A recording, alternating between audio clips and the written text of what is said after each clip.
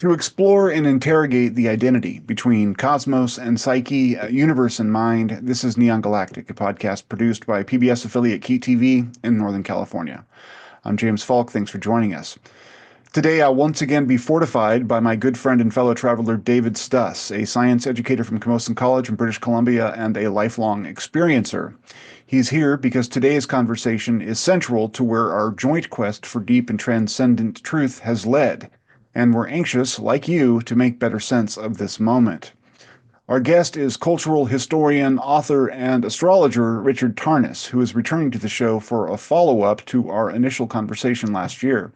Tarnas is the founding director of the Philosophy, Cosmology, and Consciousness graduate program at the California Institute for Integral Studies in San Francisco, and author of two brilliant books that have shaped my thinking around human history and the nature of reality. Passion of the Western Mind, Understanding the Ideas That Have Shaped Our Worldview, is a review of human intellectual endeavor in the Western world from the ancients up to the 20th century. Cosmos and Psyche, Intimations of a New Worldview, lays out Tarnas's argument for the efficacy of archetypal astrology and plumbs deep history for examples of how those cosmic forces have played out in human society. Tarnas there describes a reality where the human mind and physical universe are the same, and where somehow the planets of our solar system and their locations in space, as tracked by their transits across the tapestry of distant stars, represent archetypal and energetic silhouettes that warp and wag the contours of lived experience. We're each individually the flowering of the universe as it stood in the particular moment and location of our birth. We're the fruit of this dark womb, and our nature and circumstance get deeply imprinted in that instant by cosmic pressures we scarcely understand. And over human history, students of this phenomenon have charted the patterns of these stars and planets, learning their personalities and describing in detail how they impact individual lives. As above, so below, the gods as ever continue their march across the sky. Yet such accumulated wisdom is now telling us that today's upheaval and collapse are written in the stars. We're edging into a maelstrom, and this crisis will soon define us. Will we adapt and thrive, or perish in the chaos? Is this the moment of our transformation, a species-wide ego death that triggers an embrace of a renewed divine feminine with subsequent apotheosis? Or will this be the end of everything, the final surrender of spirit to the slow degradation of material-mindedness and coarse corruption?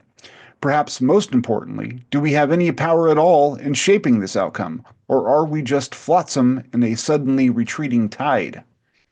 Richard Tarnas, welcome back to the show. Thank you, James. It's interesting to hear some of my ideas that you're recapitulating, but put into your own, kind of language and rhetoric and so forth. And great to be back with you, and look forward to our conversation. David is my co-pilot and has been before. Anything you want to offer before we get started, David, to the audience? Just that I am tremendously excited about this conversation. Richard's books were very influential in my own thinking, and a bit of a life buoy in times when I'd had some early encounters with this material that were very destabilizing to my worldview at the time. And there was a lot of succor that was provided by your scholarship. So yeah, I'm excited to be here. Nice to hear, David. You never know when you write a book and give it out into the world.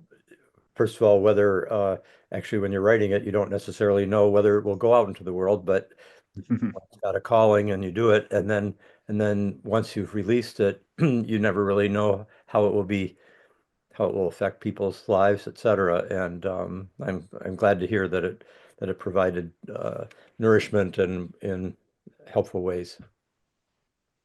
Indeed. Yeah, it'd be interesting actually to hear some of the. It's totally up to you, but some of the ways in which there is this kind of interface between your experiences and then the ideas that you are taking in Passion of the Western Mind or Cosmos and Psyche that were stabilizing or nurturing in some one way or another. Well, that's interesting, David. We didn't talk about this, but your experience is an important, I think, touch point for where we both have come to believe in all of this stuff, whereas before, like Richard had said in our last interview, that astrology is kind of the gold standard of rejectability. It's the thing that people point to when they want to point to something ridiculous in these subjects. But sometimes you have a visceral contact with how truthful it can be. And I know your story is particularly impactful. Do you mind giving us a thumbnail of that for Richard and the audience? Sure. Yeah. Very briefly. I think when I was around 20, 27 years old, I had been studying philosophy, was like most of us steeped in a kind of Western physicalist perspective. And through a friend, was recommended to go and have a reading with an astrologer. And I had had one before. It was um, a little bit more pop psychology. It was interesting enough, but it wasn't deeply impactful. And but when I went for a reading with this gentleman, it just turned my world upside down. It was ontologically impossible. As a person who I had not met, all I had given him was my first name, date, place, time of birth, and he had 20 pages of notes written beforehand, and it was just unequivocal. Like this was me. It couldn't be anybody else. And yeah, it was catastrophic at the time. I was really quite certain that I understood how the world worked. And it was almost as though meeting somebody who just jumped in the air and never came down. It was very, very disturbing to me. And so yeah, that just set me off on a quest, which continues to this day.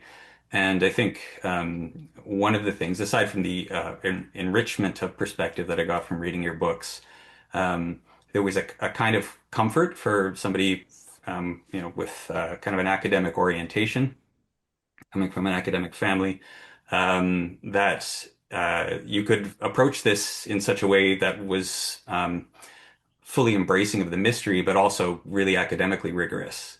And that I think that was just psychologically significant, kind of comforting in a way that it could be done and done robustly.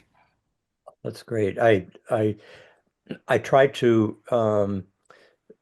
build a bridge in a way between between cultures, just even within the academic world, between the humanities and the sciences, but also a bridge between the a more traditional scholarly academic training and orientation, and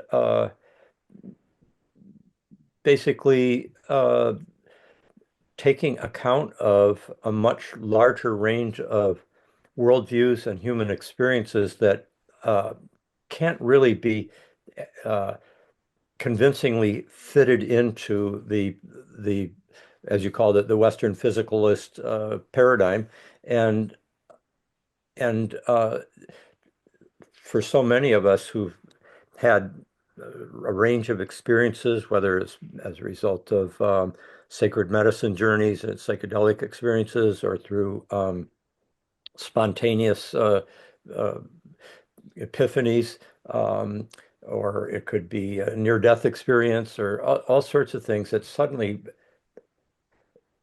uh, demand that we take account of phenomena and dimensions of reality that we are quite sure did not exist. And it can be destabilizing, but it also depends, of course, on the nature of the experience. But it also these experiences can also be deeply reorienting and grounding in a larger, richer um, perspective about the nature of life and and death and how we fit into the larger cosmos. So uh, I can see how in a way I was writing for people just like you in a sense that would have reasons to be open-minded, uh, but also with a critical intelligence and a, an understanding and of or interest in the Western philosophical, psychological, spiritual traditions that I kind of have focused my life's energies on. That sort of brings us to a point that we wanted to ask you about. A lot of us spend a lot of time trying to merge the two worlds, like trying to sort of engineer a rapprochement, if that's the right way to say it, Yeah. between the natural sciences and, astrology, but then also all of the other sort of strange outliers that, kind of occupy this space that I cover on the show and that is, David and I's shared interest. Is that a waste of time? Or, I mean, is it going to be ultimately, if we're going to reach an acceptance of that material, is it going to be just a flip in perspective, or is it going to be through finding some verifiable, repeatable mechanism that can be measured and brought into the schemes of science? I'd say the former. What you just described as the other alternative, where it these kinds of experiences and dimensions of reality, almost as if purposefully, seem to elude the kind of mechanistic pinning down through double-blind experiments, and there's the universe is a much deeper mystery than that, and our consciousness is a much deeper mystery, and we kind of got in for a lot of reasons, which I try to unpack in my books. Um, there and it makes it understandable why the Western mind developed in the way it did.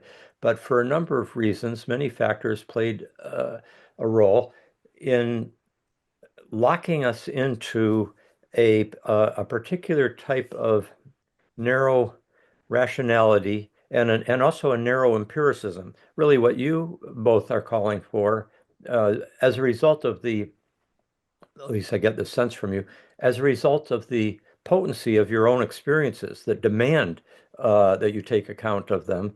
Uh, as a result of things like that, you're you're looking for uh, a a perspective that is adequate to those experiences, but at the same time, well, those experiences are by their very nature empirical, but it's a radical empiricism, to use the term that William James coined over 100 years ago. And the problem with the narrower range of what's permitted as evidence, proof, etc., within our contemporary uh, mainstream scientific community, and yeah, let's just call it that. That kind of empiricism is quite limited. It and even when there are, as in, say, the history of parapsychology and the research done within parapsychology, even when there are uh, large categories of evidence that are quantitative, that are statistical, um, it's easier for that mechanistic paradigm to discount the evidence and either not attend to it or come up with as all sorts of often rather unrealistic explanations for why that evidence seems to be convincing, that the correlations have emerged, but since those correlations can't really be meaningful, they can't really signify something about the true nature of the universe, because that possibility has more or less been excluded from the the worldview's range of allowable evidence. And so from that perspective, trying to do what the second strategy you talked about, where uh, you're not trying to build a bridge between perspectives and dimensions of reality and so forth, but rather you're trying to fit one whole enormous range of data, human experience, etc., suggesting a much deeper, richer, more complex, more mysterious reality than the mechanistic worldview has. If you're trying to fit that into the epistemological limitations of the mechanistic worldview, a lot of a lot of uh, a lot of evidence is going to be excluded just automatically, and that can actually be a kind of evolutionary mistake because the evidence is there for those who have eyes to see, ears to hear, the depth of imagination, intuition, empathy, etc., to be able to take in these experiences. The evidence is there, and if you're not taking it in, and you've kind of say, well, these don't count just because they don't fit my structure of my presumed structure of reality, you're not getting adequate feedback about the nature of reality for you to live your life in a skillful way. You're going to be kind of flying blind. You're going to be, as to use a metaphor, I think you brought up, James, in our first conversation when we were talking about the advantages of following the transits to your natal chart. Mhm. That it's kind of like being able to surf more skillfully if you know how powerful the winds are, where they're coming from, what the waves are going to be like. And if you've excluded the fact that there can't be any winds that we have to take account of because winds are a, a concept, these particular winds, let's call them archetypal winds, um, Mhm. uh, are a figment of um,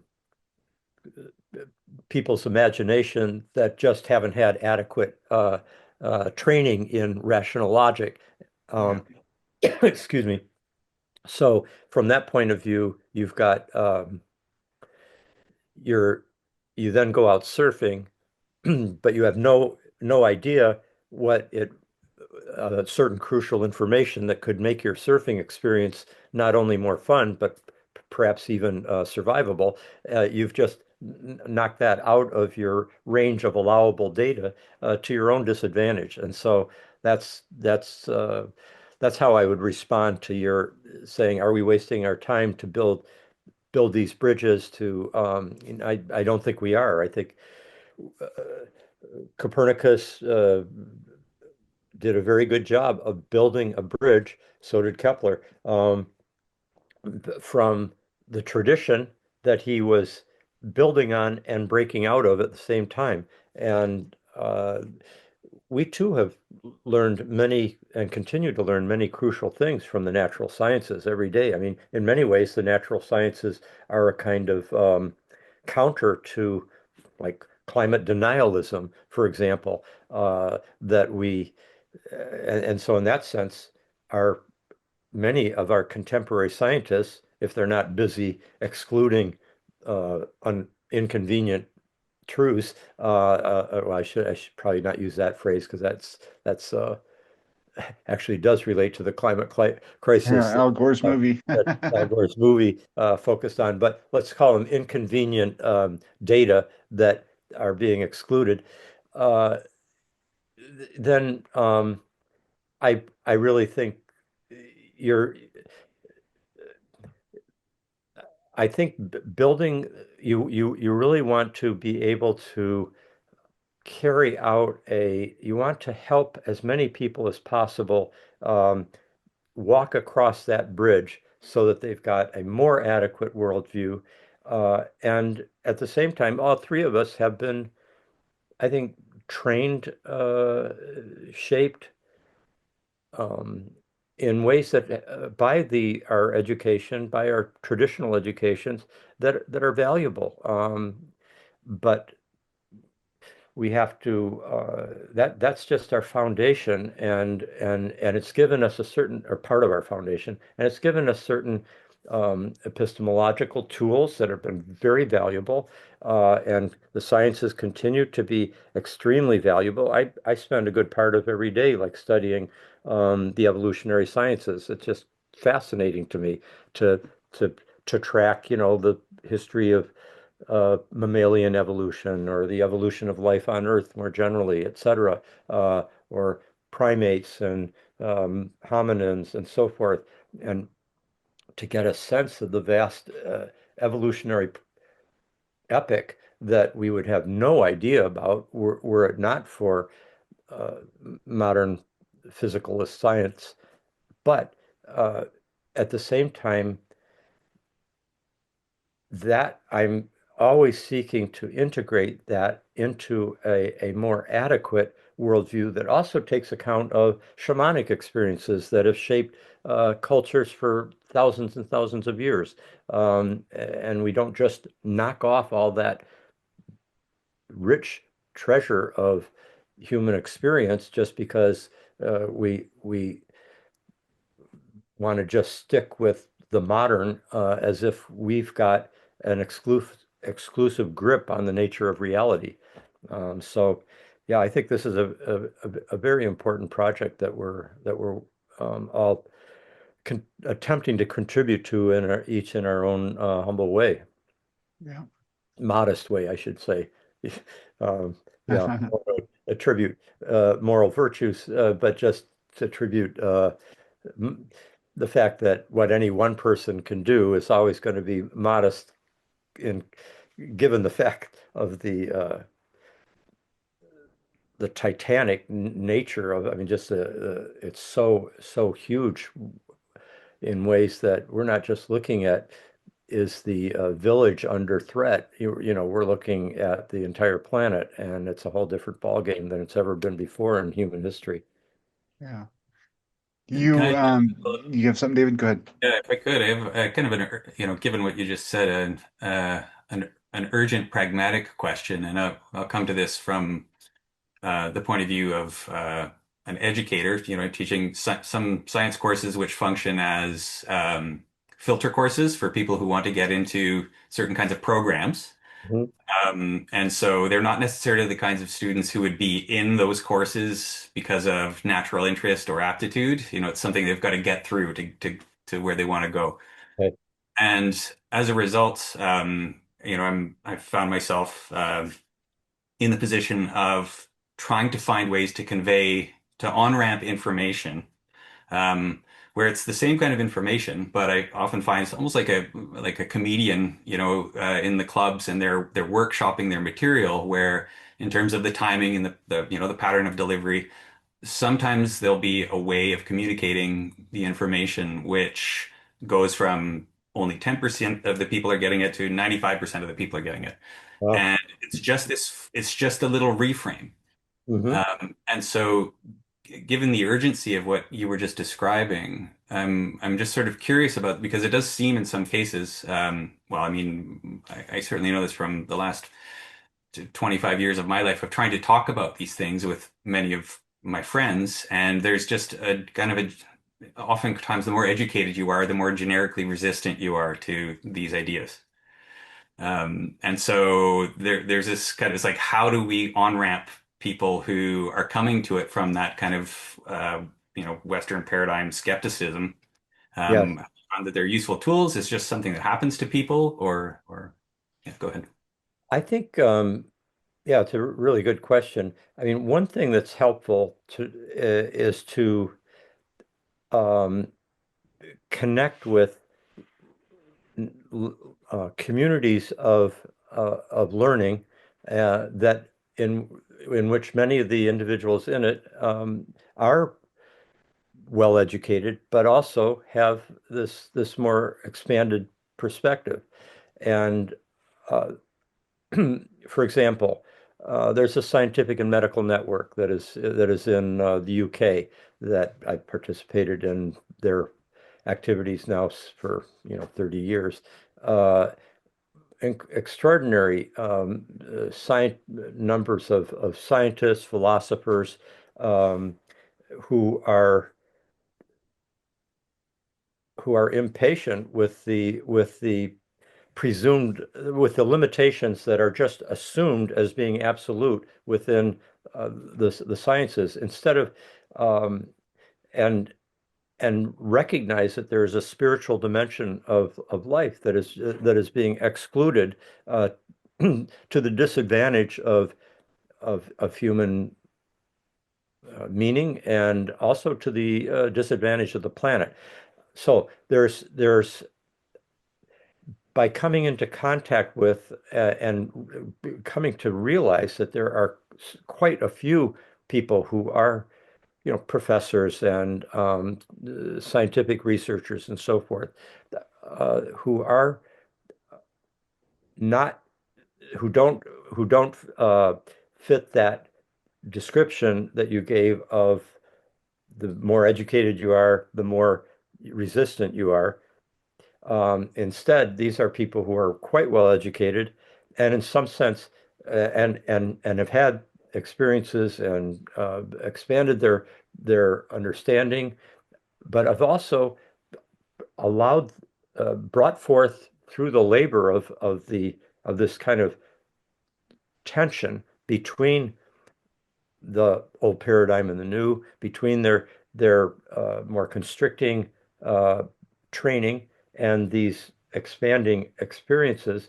They, by holding the tension of opposites, to use a Jungian phrase, long enough and faithful enough where you're not just rejecting either side, but really looking for a higher synthesis, a deeper integration. Uh, Over time, that integration, that wholeness starts to emerge. You can't force it, but it starts to emerge.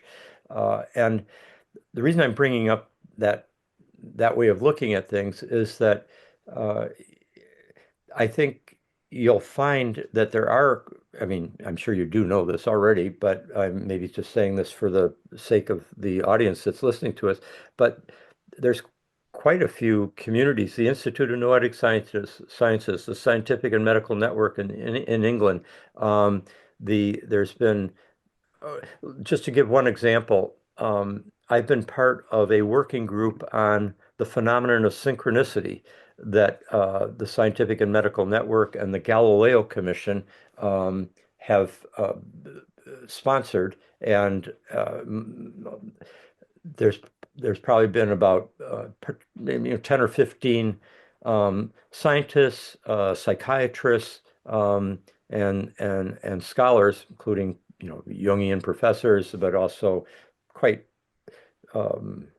like a Yale professor of physics for years and things like that, who having had these powerful synchronicities, felt they had to come to terms with them and rework their sense of the nature of reality in order to accommodate these experiences. And I think when you start to become part of the dialogues that are taking place within these communities, you get a fortifying sense, to use a word that you used, James, at the beginning about having David on the program. Uh, there's a you get fortified. It's this is why I'm always saying we need heroic communities, like the using the word heroic in the sense of a person, an individual, but also communities that have a higher vision of a reality, a vision uh, of the good, of what is most valuable, of what is most true. Um, there is a if in our time individuals are important and our individual journeys are absolutely crucial, but we can't do this on our own. We need to be part of communities that hold a certain level of kinship of worldviews. I mean, not a dogmatic, like have to fit into some strict parameters, but rather there is a coherence of vision with multiple facets to it, that the various individuals part of these different communities, like the philosophy, cosmology, and consciousness program that I teach in. We have really deep philosophers like Matt Siegel and Jake Sherman, Sean Kelly, and associated people that are often lecture with us, like scientists like Rupert Sheldrake, who's also very philosophically oriented. Um, these are great minds. Or the scientists like Brian Swim, the mathematical cosmologist that I've taught a lot of courses with. Um, so what I'm describing is a kind of, if you enter into communities of discourse, which in many ways your podcast, I think, is has created and is serving, so that other individuals can come in and hear intelligent people discussing things that they may not be have heard when they were in university, but they want to understand better, and to um, I think your experience with your friends who you're trying to open up their vision in one way or another. Uh, Sometimes it's helpful to. I, I don't want to. I'm not advising you because you know your friends and you know your experience much better than I.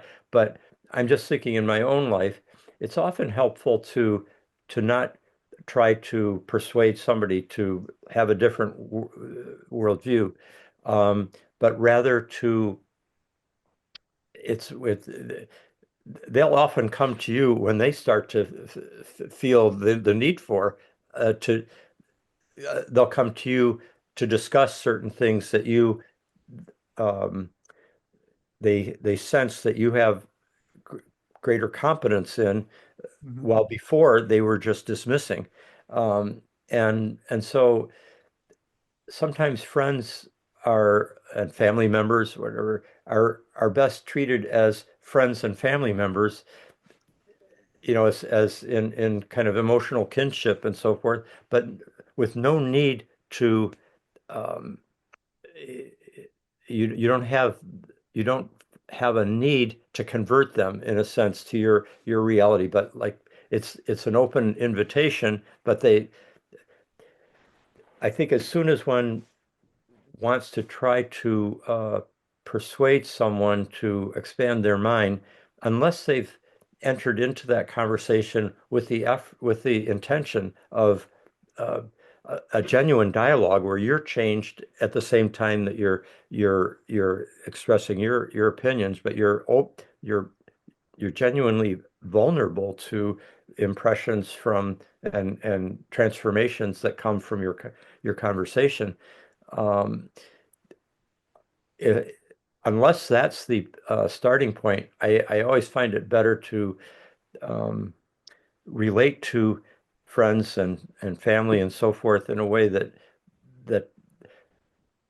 they value you for who you are in their lives emotionally and so forth, and rather than that you're going to teach them to see reality differently, which they may not be ready for. Like a skillful therapist doesn't say everything they're seeing because the the person may not be ready to hear it, and saying something about it could actually cause a kind of resistance rather than a greater than the transformation that one's hoping for. I don't know if that makes sense, but it's just a way Beautiful. of Yeah. engaging these uh, these interfaces and boundaries that we run into in our lives.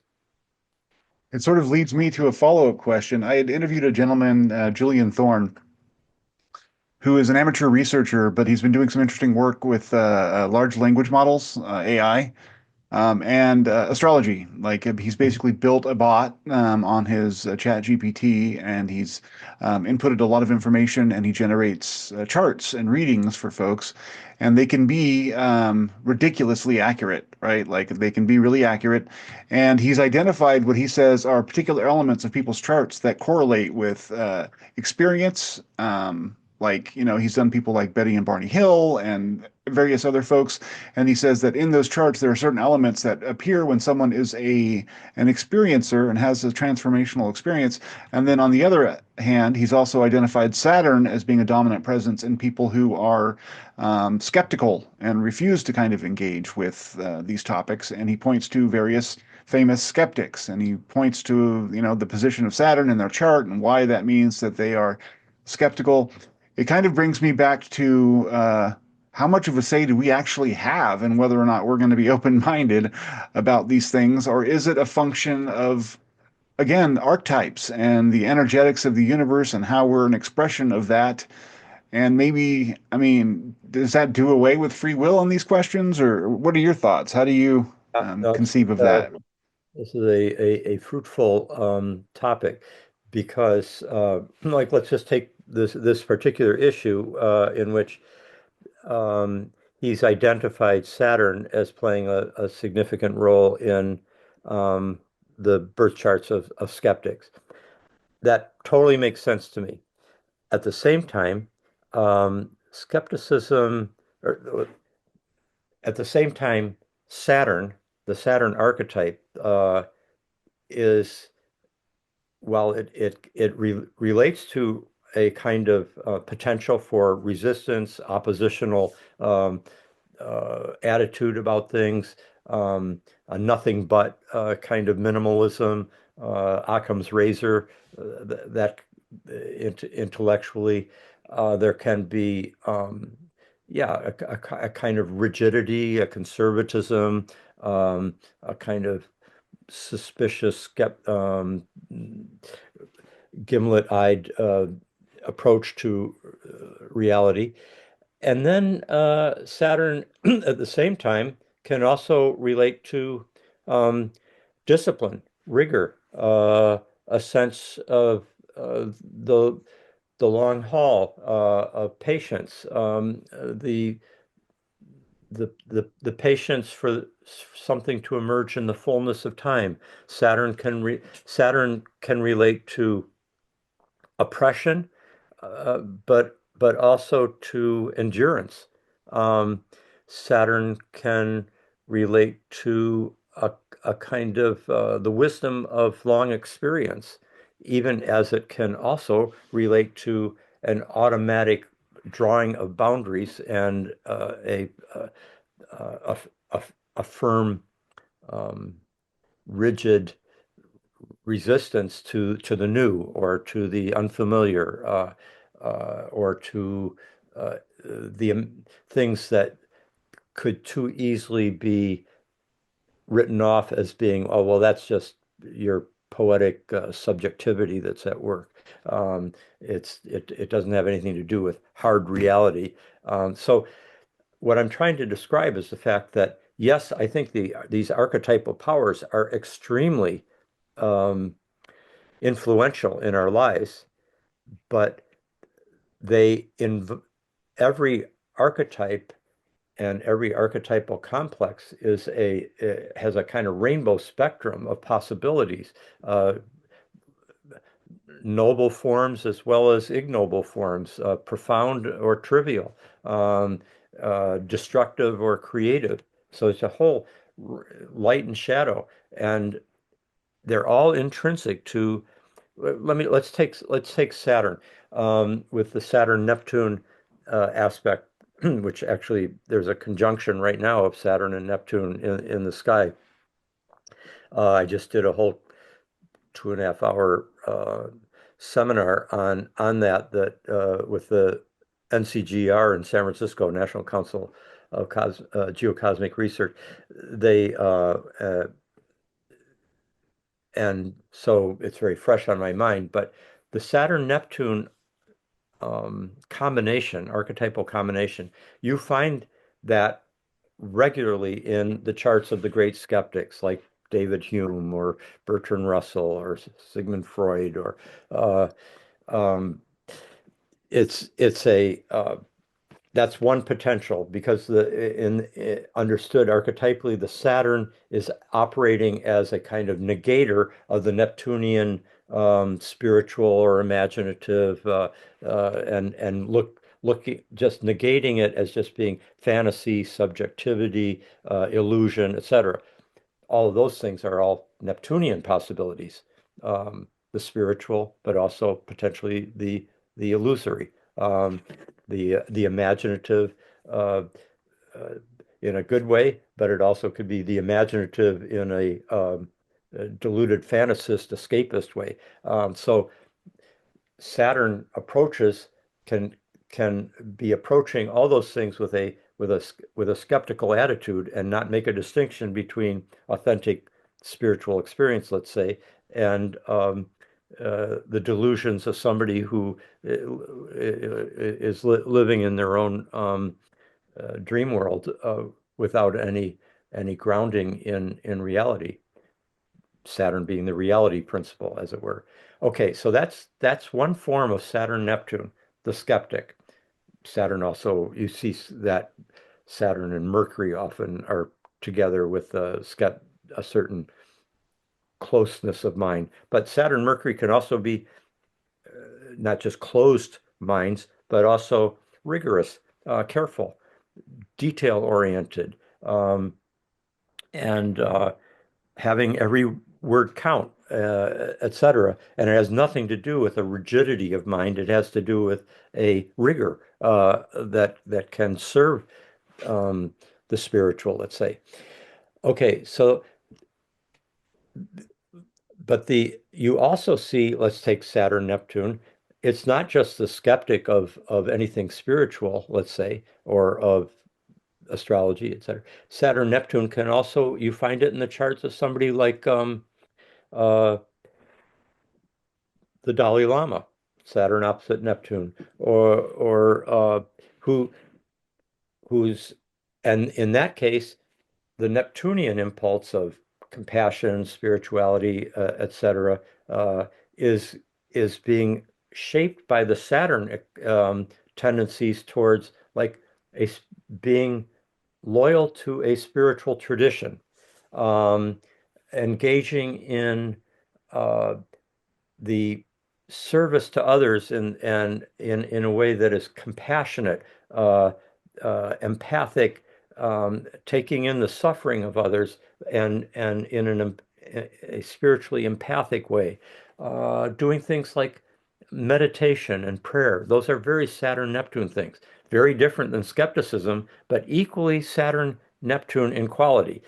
So that's why I always say that like these archetypal powers, they're more like it's more like astrology gives us kind of like the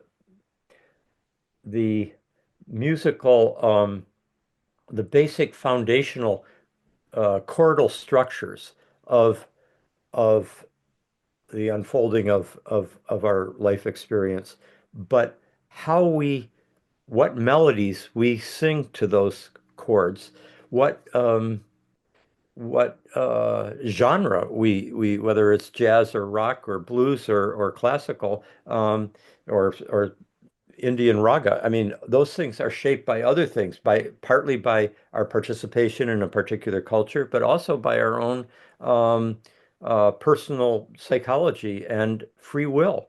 So what I'm trying to describe is an archetypal kind of uh, pleroma of uh, that we live in an archetypal cosmos, and each of our birth charts reflect the enduring archetypal dynamics of our personal lives and the movements of the planets in terms of transits keep activating our birth chart in different ways so that we actualize those possibilities. But at the same time, even though these are powerful forces, we're also we also have a participatory role in how those archetypal energies express themselves through us. And so both free will and a kind of archetypal determinism are present, but it's built into the understanding of of an archetypal universe and of archetypal influence. It's built into it that they are multivalent. They can be enacted in multiple possible ways according to who is enacting them, and so we have free will and responsibility at the same time as we're dealing with very powerful forces that are in some sense pre-given, but from my point of view, there's probably karmic factors that are at work there, cultural factors, historical, et cetera, that are all playing a role. It's a very complex um, continuum of reality that we're all participating in. But that's the key word is participation. We play a co-creative role in how these energies come through. And anything we do individually uh, not only plays a role in shaping, how our journey continues, but it ripples out to affect other people. Even if you don't say anything to anybody, even if you're living within a more a limited environment where you're not having a lot of interaction with many people, just you could, whatever you work out with in, like, say, a difficult relationship that within the family or something like that that you've been working through, and when something is resolved there, even in the privacy of your home, or wherever it takes place, uh, that transformation, that healing, that resolution that you and the other person have kind of managed to be able to achieve, it ripples out in ways that are quite tangible, even though no one could trace exactly how that happened. I mean, we're subtly interconnected, and this is where a philosopher like Alfred North Whitehead is really helpful for um, uh, some understanding how everything is connected, including our inner experience.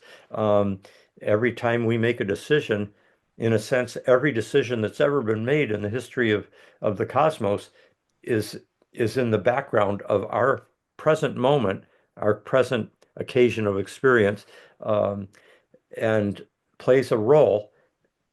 And then our agency, our autonomy, our free will, the level of consciousness that we bring to this moment, that plays a key role. So I actually think of astrology as increasing our freedom rather than decreasing it because it allows us to be more self-aware, and be in touch with the depths of our unconscious in ways that free us from being puppets of the archetypes. We're now dancing with them. We're enacting them in ways that uh, help them flower in better ways rather than more destructive ways, etc. Wonderful Wow. answer. Thank you. Wondering if I could follow up there. This highlights this really interesting question that, well, for me, that I think is maybe very easy to ask and extremely difficult to answer. When there's a sense of, you know, the I who is distinct, or who has a capacity for free will as distinct from the archetypes, Mhm. as opposed to this perspective of, something that I experienced when I had my chart reading, which was, "Oh, no, that is me." So I'm curious as to how you might frame the distinction between the I that can be free versus the I that is the pattern as described in the birth chart. Yeah. Um, in a way, Question. that's kind of what Jung is dealing with from early on in the relationship of the ego and the self. and to navigate that relationship. Um, there's a book by Edward Edinger, one of the more important Jungians who came in the generation after Jung. And that book's called Ego and Archetype, where he particularly is focused on that issue of um, navigating the relationship between our in a sense ordinary self and sense of identity with the fact that there's this larger um, depth of our identity that is also who we are, that is uh, coming from the unconscious, and our task is to be in dialogue with that unconscious, because then um, we can help the the larger, deeper self to flower, to emerge. And that often requires a kind of dying to a more limited sense of selfhood, a more limited identity. And that can be a painful experience. That's why often, I think Jung says at one point, the the uh, the advance of the self, capital S, often requires a defeat of the ego at certain points. Um, and like in the way that, sometimes a deep loss, an accident, an illness, um, a losing one's job, a separation in a relationship, all these things that are part of the um, ordinary human journey that can be quite painful and be things that we really try to avoid at all costs. They actually can prove to be soul deepening, soul forging, permitting a deeper uh, efflorescence of who we are and who we were meant to be than would otherwise have happened. It's like there, we fail into the triumph. We die into life. We fall into love. It's just there's a coincidence of opposites that seems to take place in the death rebirth mystery. And I love Nietzsche's.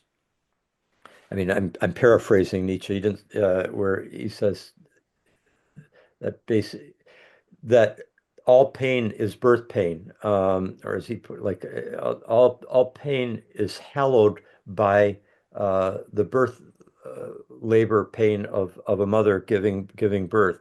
That because out of that pain comes, and of course the struggle of the infant to be born out of the narrow birth canal, and they're losing the womb. They're losing this all nourishing environment that has been kind of timelessly holding them and providing every physical and emotional need within the uterus. And now that whole universe is being lost, their whole identity, everything that's most valuable, and yet that turns out to be the the key to be born as an independent organism and a human being with a whole adventure that begins at that point, at the point that the point of absolute loss is the point of the absolute beginning. That's getting pretty close to the heart of the death rebirth mystery, and so that's one way in which I come to terms with thinking about how our narrower sense of the I relates to a deeper sense of identity. And as you say, those archetypes, those are also you. I mean, our shadow is also us. Um, we want to identify with just being the light. This is our noble true self. But we also have a shadow that often other people can see better than we can. And the capacity to own that shadow, which is very hard to do, um, is a measure of our psychological maturation, and it plays a big role in the possibility of a deeper self-actualization. Nietzsche says, "Become what thou art." It's a great phrase because it's simultaneously you already are, but it's also you have to become it. So you've got this kind of interesting juxtaposition of the the already and the not yet realized.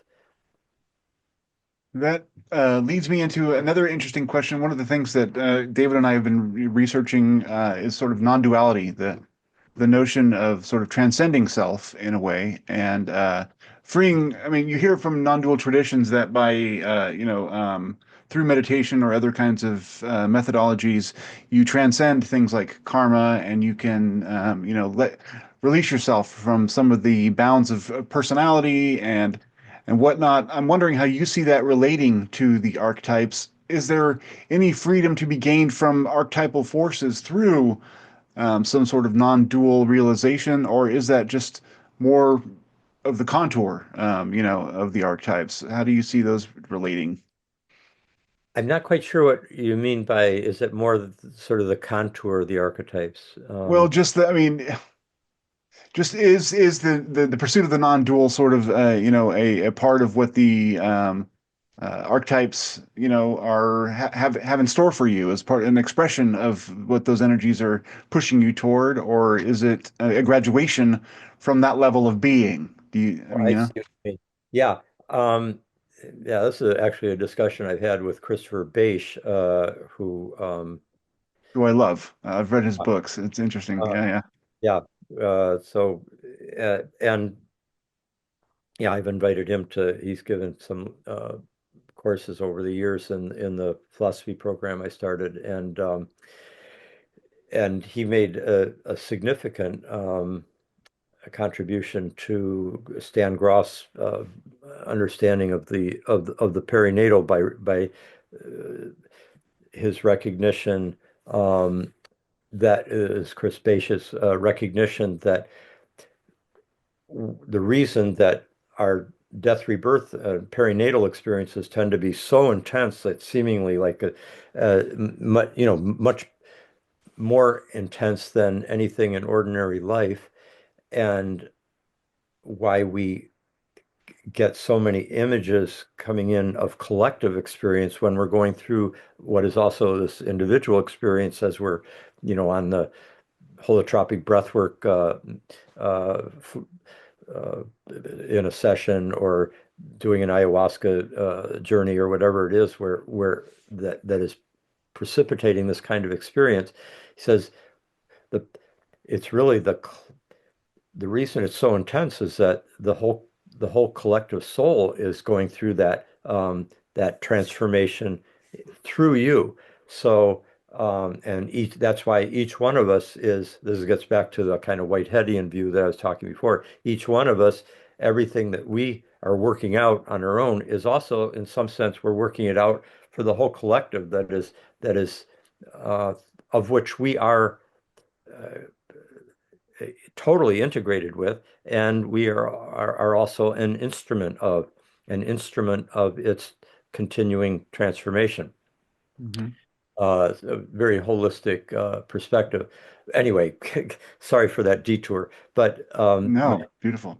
my my my point it had to do with whether um, you let's say when a person gets sufficiently illuminated into recognizing the non-dual nature of reality, does that mean the birth chart and the archetypes cease to have any impact in your life? Because after all, you're the all. You're not just this person that was born at this time. And uh, I've done a lot of research on people who are especially have mystically actualized, let's say, people like Yeah. Sri Aurobindo, or Ramana Maharshi, or uh, or or Stan Groff, who has a very good sense of the non-dual nature of reality. Well, in all those cases, it's what you see is that they continue to um, the transits that they go through continue to be quite relevant to the nature of their experiences. Their birth charts continue to be relevant for understanding how they're flowering in their life. But they've moved the archetypal potential into the let's call it the ultraviolet range, of the spectrum, and but are still the gods are still at work, but what is being transcended, what is being left behind, is often a a lower order um, uh, oppressive or constricting or diminishing side of potential within that particular planetary aspect that you're born with. And that can only come through experience and often through kind of suffering through the the more difficult sides of one's chart, and then something about the fullness of experience, the fullness of taking in the depth of even the difficult sides of one's chart and releasing that. That's why so much of the work that comes out of the depth psychology tradition and that Gross um, uh, therapeutic understanding and methods have been so in transpersonal psychology have been so helpful.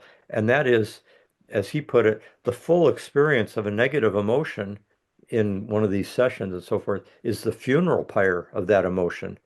Um, and so that the very thing that we're most avoiding, like we don't want to experience this pain, or I don't want to look at that particular difficult side of my life experience, etc.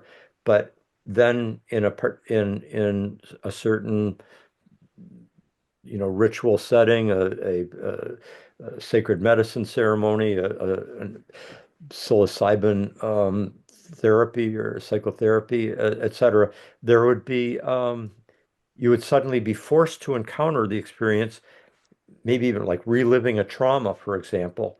But in that state, you're able to bring to the surface emotions and somatic sensations that were suppressed at the time of the original trauma because it was just too much. You're too young, or whatever was the situation.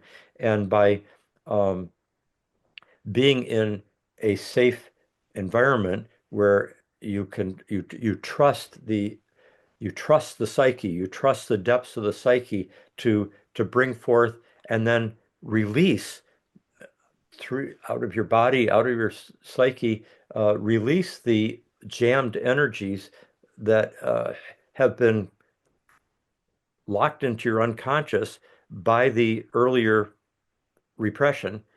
And that brings about a healing, but only through a kind of hard birth labor, in a sense. I mean, going into into the pain, the very thing that we most avoid, uh, the pain, the suffering, turns out to be the key to our liberation, if in the right setting and so forth. I mean, if you a person who drops 500 micrograms of LSD and walks down the streets of a major city, as the sirens are going by and the strangers are looking at you, and you are not exactly in an ideal situation for integrating your unconscious. You're projecting it all over the place. It's just you're reading it into, oh my God, the every person here is a monster and they all want to kill me. I can see it. It's as clear as day. Why didn't I, etc. And so that's why we have to be so responsible in how we enter into these non-ordinary states of consciousness because there are dangers, there's perils at the same time as great potential for healing. Yeah. Wonder if I could, oh, sorry, go ahead. I'm just going to add one last thing. Albert Hoffman, who's the person who, the great Swiss chemist who discovered LSD in 1938, or he synthesized it then and then discovered its psychedelic um, uh, potential in 5 years later in 1943 with the famous bike ride. Um, and anyway, he we had him come to Esalen Institute in the well, I guess that was like 1984 or 5 for a conference of all the early psychedelic pioneers. And Albert Hoffman is a very, very wise and kind man who lived to be over 100. When Stan Groff and I visited him at one point around the year 2000 in his home in the Alps there outside Basel, where he had worked at Sandoz Laboratories. But by this point, he was in his later 90s, still completely lucid, uh, so generous in his hospitality. As he called Stan Groff, he said, if I'm the father of LSD, Stan Groff is the godfather of LSD, because he's the one who kind of brought out its therapeutic and spiritual potential. But what Hoffman said in this conference, this symposium that we were having at Esalen on the coast of the Pacific in California, he said the reason that LSD produced such a kind of uh, crisis, tensions within the society that it emerged in, particularly in the United States, but really much of the rest of the world as well, like in Europe. But the U.S. was a kind of focus point of it. He said the reason that LSD caused such a kind of cultural cataclysm in its own way is that Western civilization did not have a a ritual tradition, sacramental ritual tradition adequate for such a powerful medicine. And as contrasted with the great shamanic traditions within various indigenous and tribal societies that had evolved very skillful and wise uh, rituals that in which one could have these non-ordinary states of consciousness and be able to integrate them into one's life, into one's psyche, and have it not be this kind of psychotic break, flashbacks, that type of thing, phenomenon that was so widespread in the 60s and 70s. So anyway, that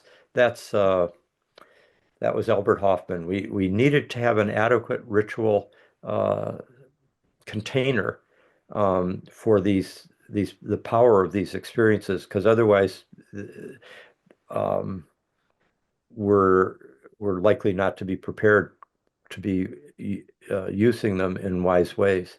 But sorry, David, that was a long excursion on psychedelic therapy and everything. It, it connects to the question. Are we kind of looking back to this notion that you gave some examples of people like Ramana or even Stan Grof, who have in some fashion or other, let's say, awakened to the nature of these energies such that they're ex able to express them without resistance or Right. a certain kind of fullness. Um, if if we contrast that with, say, it's like the manifestation of some of these energies, like we saw during the World Wars, in which it seemed like uh, there's a kind of mechanical horror that can arise from these things. which, some might argue we're getting some wafts of smoke, that are currently arising. Say, Um, yeah. um, One of the things that I'm curious about for the kinds of individuals, who maybe achieve that level of understanding, uh, and this is maybe an invitation to speculate. Do you have some sense that insofar as there's a participatory relationship between the individual and the archetypes, that the archetypes themselves can evolve? Yeah, that's a great question. And yes, I do. That's the difference between the original Platonic perspective, because the word archetype comes from the Platonic tradition. Um, the basic idea that Plato had that whatever we're experiencing in our ordinary human life, um, like that beautiful sunset or this beautiful child or the beautiful work of music that I just heard, each of those are beautiful, and they are beautiful to the precise extent that they participate in the archetype of the beautiful, capital B, the very principle or essence of beauty that transcends uh, any individual particular. Um, and unlike all individual particulars in our lives, in which that beautiful flower, it blooms, it's resplendent, and then it dies. And the the difference is that the Platonic archetype is timeless. It's not bound within the temporal uh, universe. And so there's a timeless, and it transcends space, etc. So anyway, and Plato put a large emphasis on the archetypes as being unchanging compared with the world of change. Just as it's eternity versus time, it's spirit versus matter, the one versus the many. This is all in the Platonic tradition. Well, so also it's the changeless versus change. The world of the mutable is the world of the sublunary, but in the higher celestial world is timeless, that the eternal um, stars and so forth, as and cosmic perfection that Plato perceived. And by contrast, I mean, I've given whole courses on this, so I'm just kind of compressing it here a bit. But as our evolution of worldviews has taken place since ancient Greece, and as our evolution of our uh, experience of reality, our understanding of reality, etc., continues to evolve. So also has our understanding of the archetypes. And um, once you realize that the archetypes are not just um, timelessly informing the reality of our phenomenal world, but that we, in our participation in the archetypal dimension, are playing a role in how those archetypes get enacted, and then uh, are we establish a, a new form within that archetypal principle that is available for the next generation of people who are experiencing it, that that wasn't there before. But it is in the potential of that archetype. The archetype is infinitely potential. It has uh, it's a deep mystery. It's a God that rules a cosmos of many dimensions, and any attempt to limit an archetype to just one fixed meaning is has moved from archetype to stereotype, basically, and it's also moved from a uh, it's it's moved from, in a sense, the archetypal to the literal, uh, and also to the role that a culture has constructed it, in which that culture says, well, what's timelessly real is this, but it's still what that culture is determining as absolutely ultimate is is a function of its cultural constraints, as well as the windows that it's seeing through, but it's also constrained.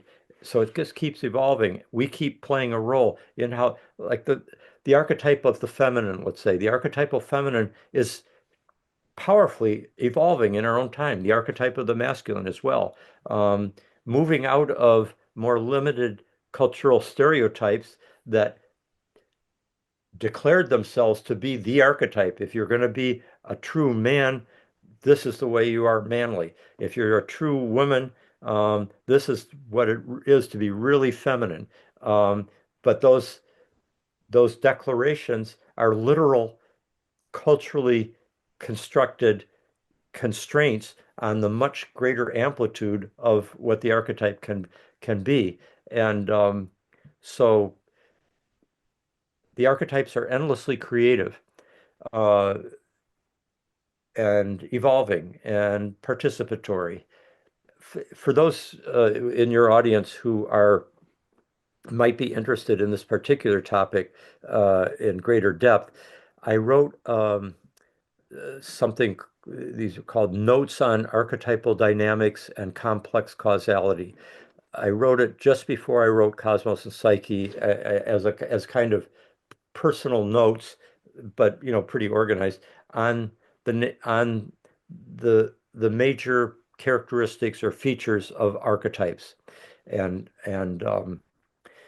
that those notes were published in the Archive Journal in three uh, parts. But I think that I also made them available on my on the cosmosanpsyche.com website. I think they're available there, but under the essays link there in the cosmosanpsyche.com website. But if they're not there, they definitely are. Go to the archive, that's ARCHAI, archivejournal.org, I think, um, maybe .com, one of those two. And those essays are definitely there, or those notes. I wrote them just at the time for my own. Okay, this is the basic metaphysical and epistemological um, foundation that is that is in the back of my mind as I'm writing Cosmos and Psyche and tracking how the archetypes are coming through in history. And so I wrote it out and I shared it with just, a few philosophically and astrologically initiated people like Robert Hand and Stan Groff and Sean Kelly and just maybe five or six people who I really respected, Jorge Ferrer, and they anyway, and then later it's for the people who really want to think through the philosophical implications of the kinds of discussions we've been having here about archetypes. Can I just follow up with a quick question there, Yeah, Dave? please. Yeah, go ahead. Would would you say to try to characterize that this relationship, if you like, between the Platonic layer and how Yes. they're manifesting at, I don't know what we want to call it, the material plane or material individual level of manifestation, that if there's some kind of violence that arises from it, it's almost like there's uh, a drag effect of memory in time. It's like almost as if you were in a boat and you were dragging. It was like slowing you down because you're pulling something behind you. That there's adherence to an earlier manifestation of the archetype, which you might call a stereotype, is what causes this resistance to how it might be manifesting in the present. I see what you mean. Yeah, that's a good way of putting it. And that would be like the negative Saturn at work, the principle of holding on to the past or holding on to a secure literal understanding and not risking the adventure of the unknown. So yeah, that and then there can be a great fierce uh, protection of the earlier identity, the earlier convictions, because one feels that if that's threatened, then I'm threatened, and the reaction can almost be as if one's very existential uh, one's organism is in danger, and that's where the violence comes from. It could be intellectual violence, or intellectual, or emotional, or physical. So yeah, that's a good way of describing that. For those who are interested in this particular topic of how the Platonic cosmos, an archetypal cosmos, relates to the kind of participatory understanding that we've been talking about here, that really could only emerge in the last couple hundred years since the modern differentiation of the separate identity, and then Romanticism with its uh, re its recovery of ancient wisdom and imaginative and metaphysical positions, but with uh, Romanticism is coming in the midst of the European Enlightenment, and it has gone. It is in a position in which individual agency and a sense of the differentiated self from the world uh, permits a new kind of participation in the archetypal unfolding. So this is only something that could emerge in the course of history, and many factors playing a role. So in Cosmos and Psyche, there's a chapter towards the very end.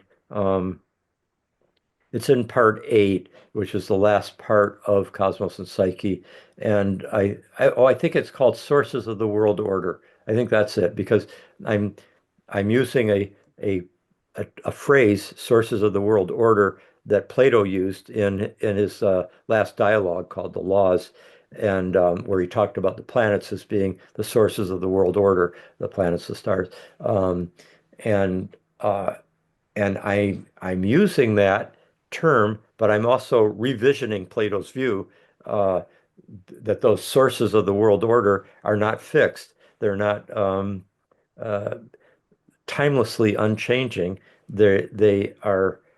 There is a timeless, transcendent dimension to them that, in a sense, that is above the world of change and imperfection and suffering and so forth. But it is also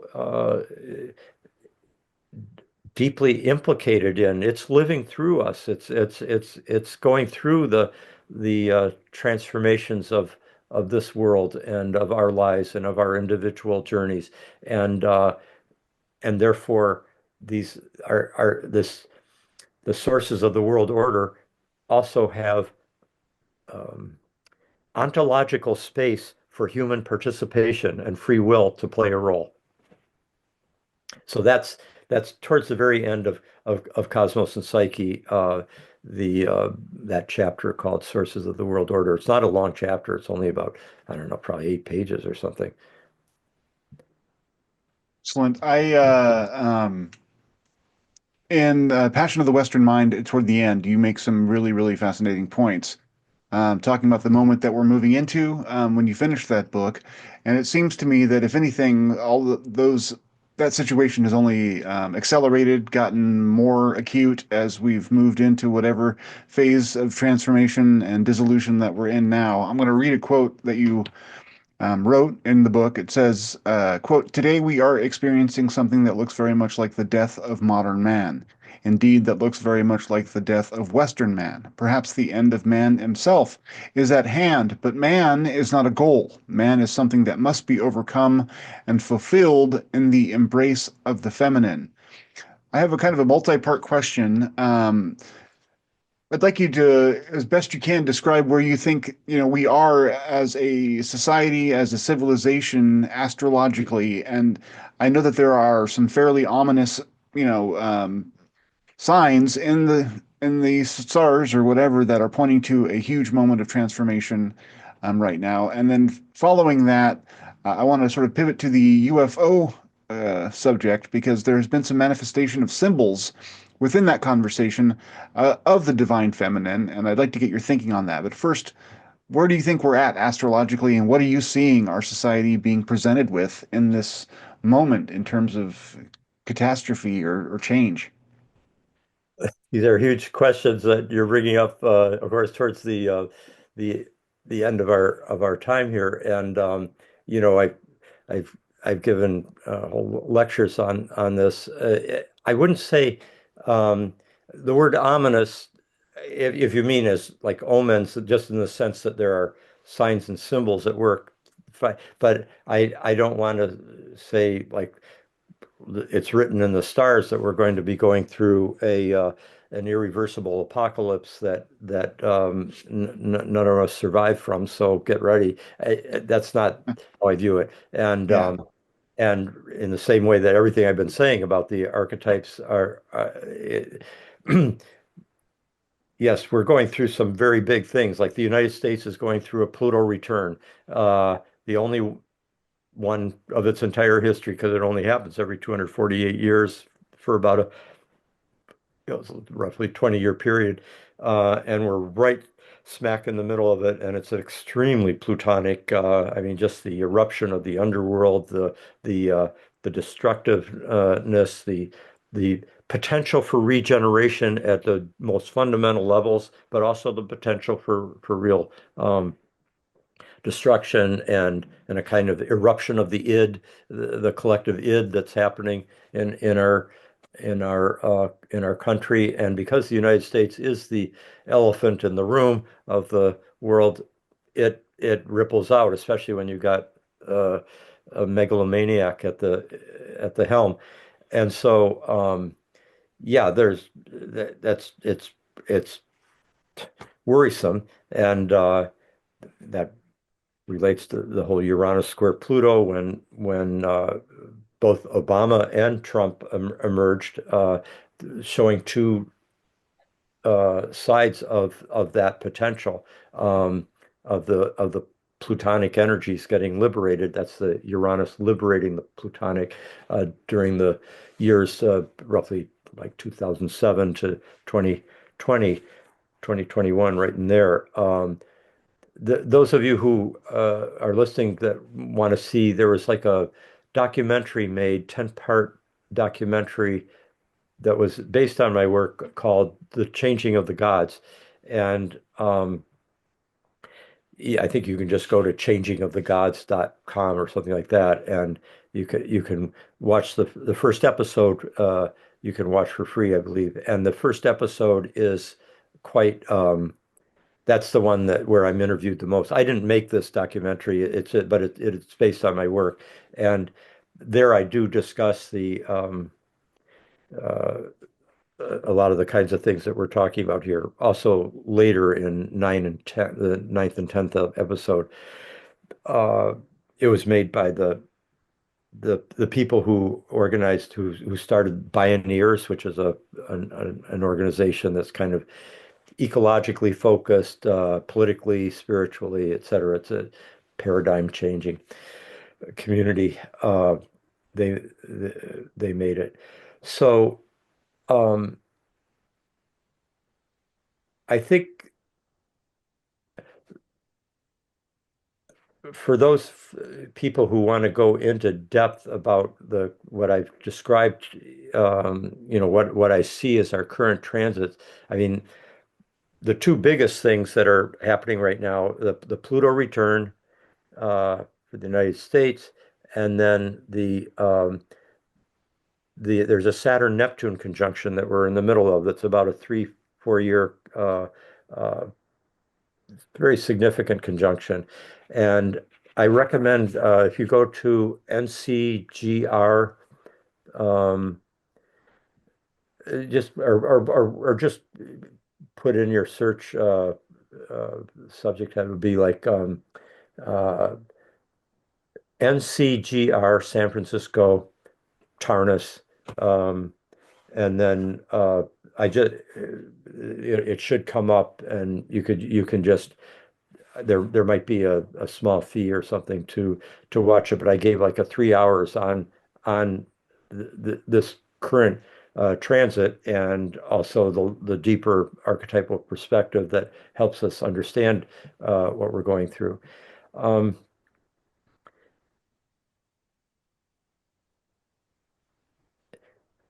I don't see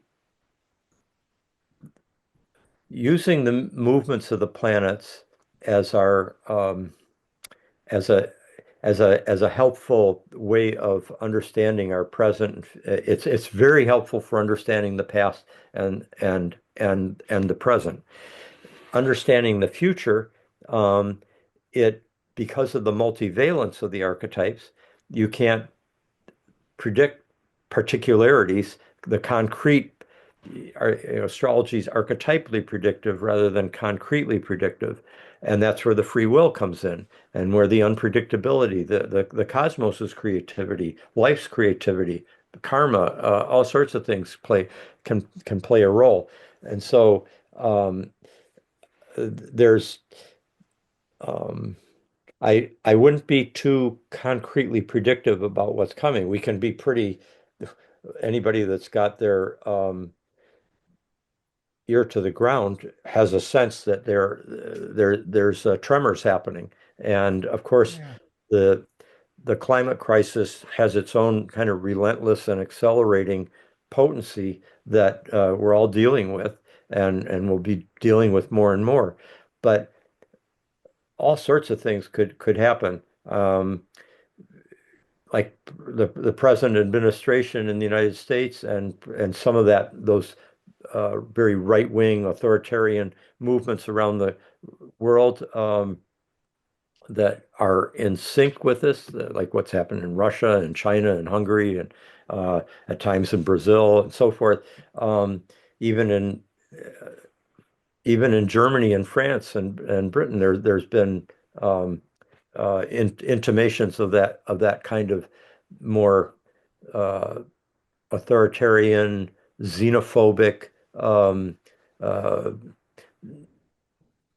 populist nationalism kind of orientation. And uh, it's not impossible that this juggernaut that is related to, which you can understand archetypally, astrologically, but it could also go through a metamorphosis as more and more people respond to it. Those, I don't know how old you guys were in the well, I'm sure you weren't very old in the early 1980s, but certainly uh, James, I'm thinking of you in particular. But in the early 1980s, there was a Saturn-Pluto conjunction that tends to coincide with period, well, like we just went through the Saturn-Pluto conjunction that coincided with the the pandemic with COVID, and the halfway point between those Saturn-Pluto conjunctions was the opposition, which coincided with 9/11 and the war on terror and all the Iraq, Afghanistan, Middle East wars and crises that have emerged since then. So it's a very grave energy. It tends to coincide with historical contractions. Both world wars began under Saturn-Pluto hard aspects. Um, the conjunction of 1914, 13 to 16, being the very beginning of that of those world wars. So there's many other ways in which Saturn Pluto comes through, in really like the most morally fortifying, courageous willingness to confront danger, death, evil, etc., is also a potential with Saturn Pluto.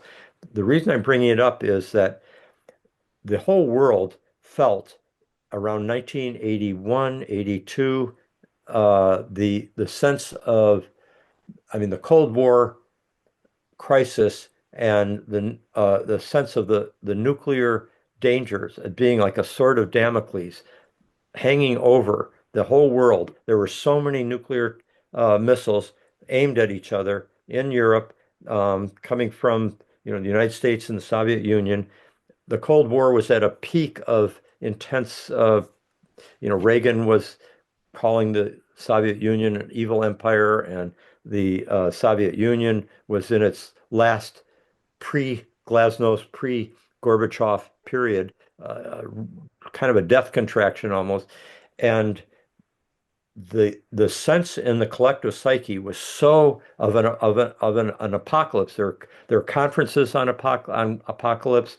Um, there were vast demonstrations against nuclear weaponry. The largest demonstrations that had ever been recorded in human history were happening in Europe and the United States in particular. And the the public awareness of this dangerous potential helped the superpowers pull away from the brink. And it was in the wake of the conference. I mean, there were movies like coming out, like the day after, I think it was called, a film that was on TV that millions and millions watched, that basically showed what would happen in the case. So that that was all taking place, and then there was the moral response to it within the collective psyche with millions of people participating. And it helped bring about a shift in so that the ending of the Cold War, the emergence of, say, glasnost and perestroika in the Soviet Union, Reagan and Gorbachev reaching out more to each other, and then eventually the collapse of the Iron Curtain, the Soviet Union, the Iron Curtain, and uh, a relatively uh, peaceful couple of decades in terms of that intense danger. And it even looked like we were moving towards the ending of, like, moving towards denuclearization of the world's armies and so forth. Well, that it didn't happen. A lot of things were blown along the way, and other economic and political decisions were made, et cetera, that gradually brought about more shadow aspects in our history, which we're now confronting.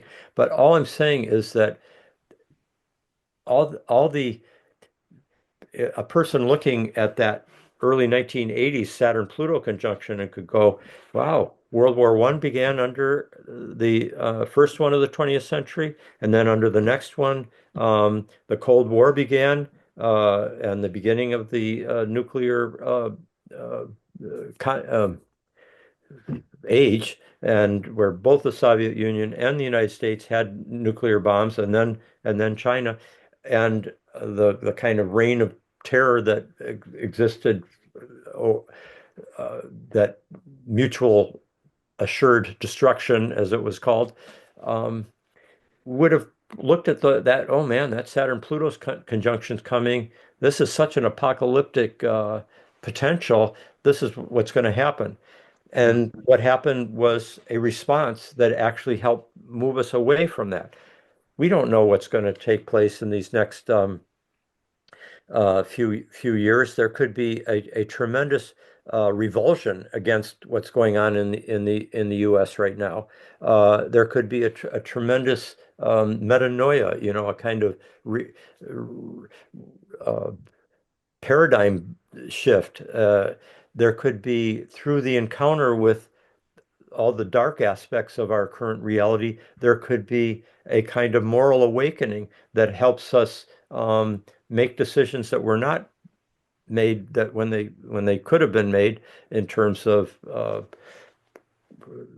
our awareness of the uh, fate of the planet, the climate crisis, the mass extinction of species, and so forth. So there's just many possibilities that I don't want to foreclose through an astrological determinism. I have a much different view of how to work with these energies. Yeah. So we still have the power to manifest a brighter future, even though we're faced with these like energetics. It's not necessarily a death sentence. Which, I think so. And then you guys have your own universes of experience that you can draw on in terms of other agencies that may play a role in the unfolding of human history that you never know. do we have time for one more question, or are you out Hey, of time? sure. I'll try to be concise because I know we've gone past the 90-minute mark that we first talked Um, about. well, no worries. Basically, I cover a lot of the UAP phenomenon. And there has been a transition that I have become part of, thanks to David's influence and others, but that there's an archetypal element to this, that what people are experiencing as the UFO is a manifestation of archetypal energies. And it seems most acute when people are encountering some sort of divine feminine as part of their ongoing experience. One of Yeah, the that's right. You brought up that ending of my passion of the Western mind, the death of man. I totally didn't address that. So I'll weave it into what I'm going to respond to what you're Well, saying. that's perfect. That's perfect. Yeah. Guys like Jake Barber, who was one of the most recent whistleblowers, says that in his experience, he encountered this, hugely powerful, cosmic and embracing divine feminine energy. And other folks like Chris Bledsoe have described much the same thing, sort of along the lines of like a sort of a Marian apparition. He embodies it or calls it Hathor. That is like the person that he thinks he may be encountering. But what are your thoughts in terms of, the archetypal relationship between what people are encountering, the UFO? Is it all related? Could it be, the animus mundi trying to communicate to us our need for a transition into a more holistic or grounded beingness? Yes. What are your thoughts? Yeah, Can I I agree just with throw in that. another, sorry, Richard, I'll throw in one more detail there about this helicopter pilot who was involved in recovering these UAPs. When he had this experience with the divine feminine, the ship apparently that they recovered was in the shape of an egg, which Interesting. which seemed also quite archetypally resonant. Very. Sorry. Yes. Yeah, yeah. So, what I was saying at the with that, I kind of did that little litany of uh, there'd been lots of declarations. Remember, I wrote that passage at the end of Passion of the Western Mind. I wrote that in 1989 it was actually written for a philosophy conference in Cambridge University in England. But then I decided to have it become the epilogue of Passion, which I had just finished, the narrative of Western intellectual and spiritual history. And there were many declarations of this is the like Western civilization, like uh, modern man and modern civilization are going down. And there was and then, or Western man, Western civilization, or man himself. And it was a very masculine personifying of the human wholeness as man, which is it was ubiquitous for centuries. And that's been part of the problem, but it's part of the identity of the Western project, uh, and not just in the West, but with great uh, focus and force in Western culture. God is masculine, man is masculine. Man takes on a lot with modernity and the Enlightenment. Man takes on a lot of godlike qualities of rational omnicompetence and great power and so forth, superiority over the rest of the world, separation from nature, which is seen as feminine, and etc. So uh, that was very much in the air.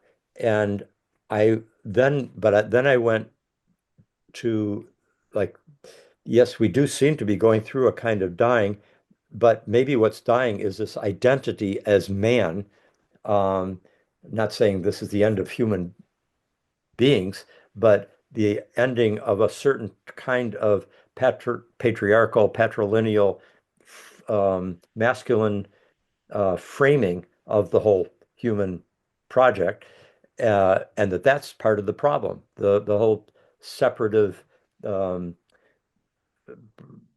hierarchical, uh, objectifying, exploitative kind of approach to the rest of the Earth community, and the universe that it has, that this um, way of looking at things has disenchanted, taken the soul out of, and just said, "Oh, it's only in us. It's not anything else." So I was going in that direction and just saying, well, yeah, well, maybe that's what's dying, is just that orientation. But then I said, but man is not a goal. Man is something to be overcome. That's a direct quote from Friedrich Nietzsche, Thus Spoke Zarathustra, Mhm. but and where he was talking about the need to overcome the limited man, in favor of the Ubermensch, um, which still had quite a masculine um, framing in Nietzsche's understanding, though at times he was getting past it, but a lot of other times he was in an almost hyper macho kind of complex. Still so profound, a work, Thus Spoke Zarathustra, so much wisdom and depth in there, at the same time as danger. And he and so then I kind of spun all that, or kind of was using all these in a kind of metaphorical way to say, but yes, maybe the death of this old identity of the human being and the human project as man, um, is going to be an overcoming and in a sense, uh, fulfillment in the embrace of the feminine and the sacred marriage, the hieros gamos, as Jung would call it, uh, the coincidence of opposites that brings forth a higher synthesis, in this case of um, human and world, reason and soul. I mean, all sorts of things that are often put into masculine, feminine categories. Uh, I I now see this a little. I feel like there is more nuance needed with the understanding, the recognition that the masculine and the feminine can, we need to get past just calling it the feminine, even though it's a feminine in men as well as in women, and the masculine is in women as well as in men. But that way of talking is still kind of gendered essentialism that makes many of us, and particularly many feminists, quite understandably uncomfortable, because being feminine is not just being receptive or compassionate or et cetera. I mean, there's just a whole range of ways of being authentically feminine, and there's a whole range of ways of being authentically masculine. And so I very much I'm part of a group of people informed by Jung, who are discussing this idea of there being a solar feminine as well as a lunar feminine, a solar masculine as well as a lunar masculine. In fact, all the archetypes inflect the masculine and feminine in different ways. Like it's not just like men are from Mars and women are from Venus. Men have a powerful Venus in them, and women have a powerful Mars.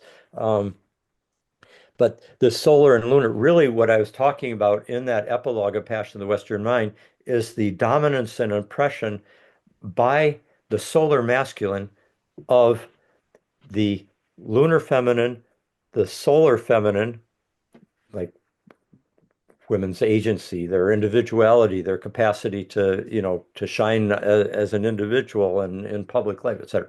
And then also it was a negation and suppression of the lunar masculine, like suppressing the feelings, suppressing the relational capacities, and so forth. And so I would give a little more nuance to that Okay. description. Yeah. And and then in terms of these kind of epiphanies and disclosures that you've described with some of these uh, individuals who are have experiences of extraterrestrial phenomena. That's I would view that as the fact that they are getting intimations of a feminine principle that has numinosity, nurturing qualities, etc. I mean, they're clearly tuning into kind of the cosmic feminine in a certain form of a very benevolent mode of it. I mean, keeping in mind that the feminine also is can be highly plutonic in the way that Kali or the um, Pele or the volcanic god. I mean, the feminine has a whole range of different ways of being, but these qualities like the the Mary form of it, the Sophia, uh, the nurturing divine mother, etc. Uh, Many astronauts who have been in out in space have had experiences of space itself as being numinous and nurturing and bringing forth a sense of oneness that was very different than their sense of reality, the astronauts' sense of reality down on Earth, and it changed their lives. There's a lot of that's why the Edgar Mitchell, one of the astronauts, founded the Institute of Noetic Sciences, IONS, and but other people like Rusty Schreiker have written about it. It very frequently happens. So it doesn't surprise me that dimension of uh, cosmic reality is expressing itself through that form of the feminine archetype, um, because it's a deeply healing archetype. It's a deeply it's what is often encountered after one has gone through the perinatal crisis, the death rebirth process, and it's like the baby's lost the womb, been separated from the feminine principle that had just nourished everything. It's been expelled from her body, and then right at the moment that it's all lost, there's the nurturing goddess, the the great mother in the individual form that our personal mother represents, and it's an archetypal phenomenon. So very often at the af after apocalypse is the nurturing divine feminine. It's just it comes up as imagery very frequently in deep psychedelic journeys and uh, breathwork experiences and so forth. So that's my take on it. That absolutely brilliant. This was a fantastic, breathless conversation. Richard, I am so pleased to have had this last hour and a half with you. Thank you for taking the time. David, do you have anything to offer? Like, well, actually, I just wanted to riff one more thing. I just had an insight with what you were just saying. I just well, see if I want to try your framing on for size and see if it makes sense to you. It struck me as very interesting. This notion of the solar and lunar aspects of masculinity and femininity. If we Yes. look at the traditional framing of the feminine as Mother Earth, which is in a sense kind of like asleep, inert, passive, this manifestation, if we like, of the divine feminine in the form of the UAP or aliens, um, if it is this feminine principle, it's also technological Yeah. and sentient, right? So it has this sort of solar, more, traditionally masculine kind of aspects to it. So it seems very much in alignment with what you were just saying. Yeah, that makes sense. Um, and I want to mention that for those who are interested in the person who helped kind of awaken a reconsideration of the vocabulary of the masculine and the feminine, um, uh, uh, and bringing in the solar and the lunar forms of each, was a psychotherapist named Howard Teich, Teich, like like Wilhelm Reich, but with a T instead of an R. And so it's Howard Teich, and geez, the name of it, it's something like, I'm sure if you just look up books by Howard Teich, I think that's his only book, and it's like might be Solar Lunar or something with lights is in the, but uh, before that book came out, I was in contact with him and other Jungian analysts who were discussing the need for a complexification and greater nuance in our discussions of the masculine and the feminine, which lend themselves to too much uh, patriarchal essentializing. And so Yeah. this is I mean, Jung made a great advance in recognizing that we all have masculine and feminine in us, but this is a further, this helps us get out of just using masculine and feminine language to describe virtues and vices and qualities that are actually in very much part of both masculine and feminine ways of being. Um, and yeah, so I think it's an important advance. And just to mention, we also, I think, all do have masculine and feminine in us. Um, Many people have non-ordinary states of consciousness where if they're a man, they might have experienced being a woman in another lifetime so vividly they know it, or you can become your own mother giving birth to yourself, or all sorts of we've all got even the embodied masculine and feminine inside us. But that's different than these qualities that we are sometimes attributing to the feminine and the masculine. And we have a whole symbolic tradition coming out of astrology of the solar and the lunar that's and also comes out of alchemy and the Hermetic tradition that esotericism helps us bring this greater nuance to these mysteries. So thank you very much for our interesting conversation and hosting me. And yeah, I carry on your excellent work, you guys. We will, and hopefully someday in the future we'll get to talk again. I appreciate you. Thank you very much. All right, I appreciate you guys.